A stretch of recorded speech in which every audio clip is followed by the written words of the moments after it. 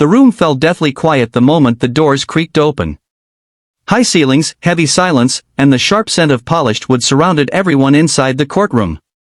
All eyes turned in disbelief as a young girl, no older than 10, walked bravely down the center aisle, her small hand clutched tightly around a worn leash. Behind her trotted a brown and white beagle with intelligent eyes and a calm, almost solemn expression. The murmurs began at once. "Is that a dog?" someone whispered. "What is this, a stunt?" chuckled another. Even the bailiff looked toward the judge for confirmation, but the old man simply leaned forward, intrigued. What no one knew, not even the judge, was that the little girl was about to turn the entire case on its head, not with a piece of evidence or a witness, but with the loyalty and instincts of her best friend. Backhand index pointing right. If you believe in kindness, second chances, and the loyalty of animals, please like, comment, share, and subscribe to Pawsitive Tales. These are the stories that remind us what truly matters. Her name was Emily Harper. 10 years old, dressed in a gray sweater and jeans a little too big for her, her brown hair tucked neatly behind her ears. In her eyes was the kind of sorrow that shouldn't belong to a child, and yet there was strength there, too. Her dog's name was Bentley. A rescue beagle her late mother had saved from the side of a snowy road 2 winters ago. From the moment they met, Bentley and Emily had been inseparable. He slept by her feet, waited at the door every afternoon, and barked at anyone who even raised their voice near her. But that was before everything fell apart. Emily's world shattered the day her mother was killed in a hit-and-run outside their home. She remembered the chaos, the sirens, the shouting, the confusing flurry of arms as neighbors gathered. But what haunted her most wasn't the noise, it was the silence afterward. The silence of a house once filled with love now reduced to echoes and shadows. 2 months later, her father, Daniel Harper, was arrested. Accused of orchestrating his wife's murder for insurance money. The evidence, at first glance, seemed damning: altered paperwork, a recent argument, and a suspicious lack of alibi. Emily didn't understand all the legal jargon, but she knew one thing: her daddy didn't do it. He couldn't have. And there was someone who agreed with her: Bentley. The beagle had been acting strangely in the days following her mother's death. Barking near the garden shed. Scratching endlessly at the back door every night. Whining whenever her Uncle Mark came to visit, a man who, up until then, had been trusted like family. But everyone ignored Bentley's behavior. Emily tried to tell the adults. She pleaded with police officers, caseworkers, and foster parents. She even tried writing letters to reporters. "I think Bentley saw what happened," she wrote. "He was there. He knows." Most of them patted her head, said sweet things about how grief plays tricks on the mind, and changed the subject. She was just a little girl. What could she possibly know? But Emily didn't stop. She began documenting Bentley's behavior. When a photo of several men, her father, Uncle Mark, a detective, and 2 neighbors, was shown to him, Bentley growled at only one, Mark. It happened every time. She showed her foster mom, her school counselor. Still, no one took her seriously. Until she met Ms. Vega, a young attorney with a heart for lost causes. Ms. Vega saw the pain in Emily's eyes and agreed to listen. When Bentley reacted violently to a photo in her office, the same man again, she knew something was worth investigating. After months of paperwork, they managed to petition the court to admit new evidence. It was a long shot.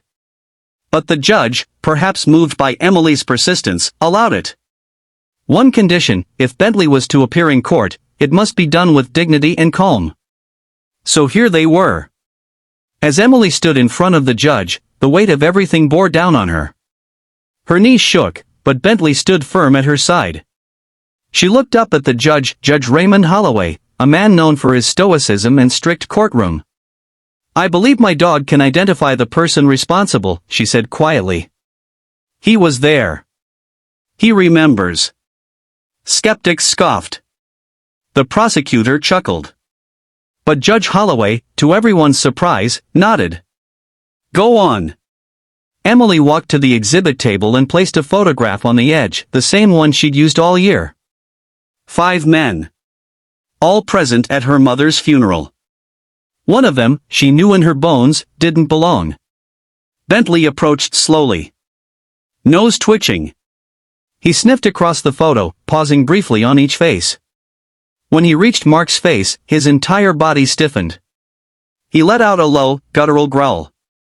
Then, for the first time in the courtroom's history, a dog lunged at a photo and began barking furiously, pawing and snarling at the man in the image.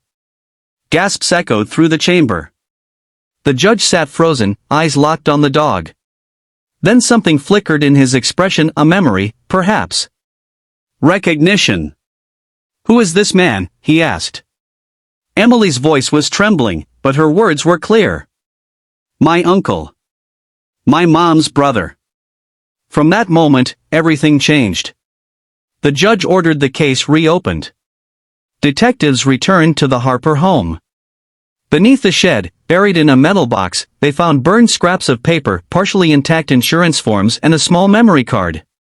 Forensics recovered partial footage from a doorbell cam that had never been submitted, a man sneaking toward the street shortly before the incident.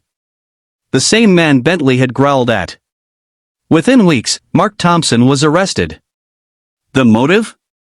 A secondary life insurance policy signed without her father's knowledge, with Mark listed as the contingent beneficiary. He'd been pressuring her mother for money. She had threatened to report him. Emily's father was exonerated. Released from prison and reunited with his daughter. He wept into her shoulder for 10 full minutes outside the courthouse steps, while Bentley barked joyfully between them, tail wagging so hard he nearly knocked himself over. The story made national news. Not because it was sensational, but because it was real. A little girl refused to let her voice be silenced. A loyal dog never stopped guarding the truth. And a broken family found their way back together. Judge Holloway, in an interview weeks later, admitted he had never believed the case would take such a turn. That dog reminded us all of something we forget in court, he said. That truth doesn't always shout. Sometimes, it growls. Emily and her father began healing slowly. They moved into a small house in the hills, surrounded by trees and peace.